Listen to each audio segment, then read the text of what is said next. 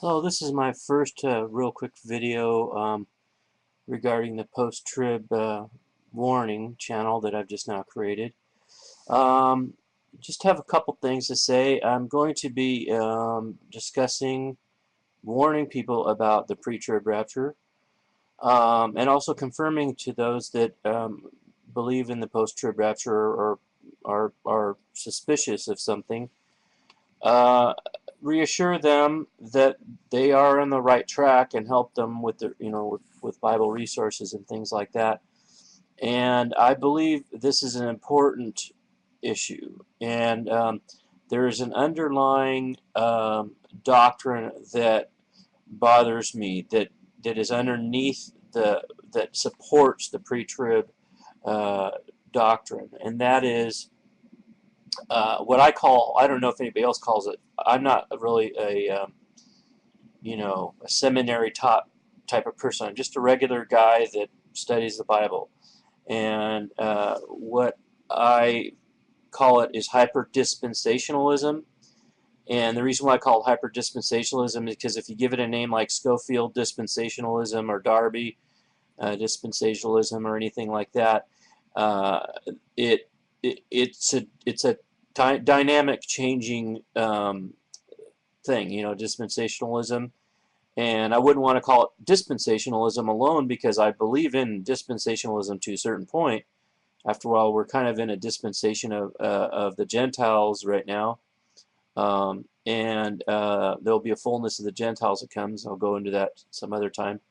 But so I guess the main point of my video right now is why I'm doing this, just to intro, and that is the reason why I'm doing this is because there's a greater deception that is behind this, that I feel that uh, related to the pre-trib doctrine, which is hyper-dispensationalism, and that if I can show you something that's kind of low-hanging fruit, which is the pre-trib doctrine, then I can show you that dispensationalism, hyper-dispensationalism, is wrong.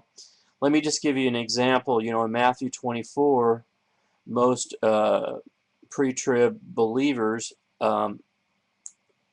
believe that the gathering, of the elect that happens, that the term elect that's used in Matthew 24, I think it's verse 30. I don't have the Bible open right now, but the people that are referred to, the elect that are referred to in there, are actually what is called the tribulation saints, and that those are people that are either left behind or people that got converted to Christianity after the rapture happened. And they believe that that's a separate group of people, and that is based on their dispensational, hyper-dispensationalism, because they're saying that there's another dispensation that starts when the rapture happens. And it gets pretty complicated. They're basically talking about going back to animal sacrifices and various things like that, and the third temple, and things like that, which are really difficult, things I have really need to look into. But uh, so that's what the problem is that the pre-trib rapture is part of what I think is this falling away that happens in second. Yeah, the pre-trib rapture supports this falling away that happens in Second Thessalonians 2, by denying that this falling away is actually a result of people falling away from the faith. And also this hyper-dispensationalism is also part of this falling away, uh, which separates the Bible into different sections and basically denies Jesus as Lord by denying his teachings that are found in the Gospels, and by denying the doctrines of James, and saying that those are not addressed to church age Christians. And so that is a good starting point to start off with, and I don't see a lot of people talking about that. So if you believe in post-trib, stay tuned, subscribe to this channel, and then we'll eventually, I'll get to that. I'm going to have the main focus be on why, hopefully, why this is a problem, because I see plenty of other videos that show in Scripture, what the problems are with the pre-trib rapture. And while I'm at it, beware of anybody that talks about pre-wrath rapture, because anything that suggests that the rapture is not going to happen at the same time that Jesus comes is the same thing as a pre-trib rapture. So I can't find a better name for post-trib other than post-trib rapture. But the real message here is that when Jesus comes, it's going to come one time, and he comes down one time from heaven to earth. He descends from heaven with a shout in 1 Thessalonians 4. And then when he comes to earth, he's going to rule for 1,000 years. So I don't see anywhere in Scripture that says Jesus will ascend up into heaven.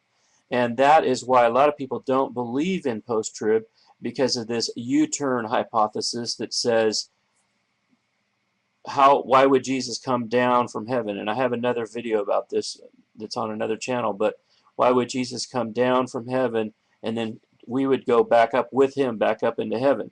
The answer to that question is, you're assuming that he goes back up, but nowhere in Scripture does it say that. He comes just down one time.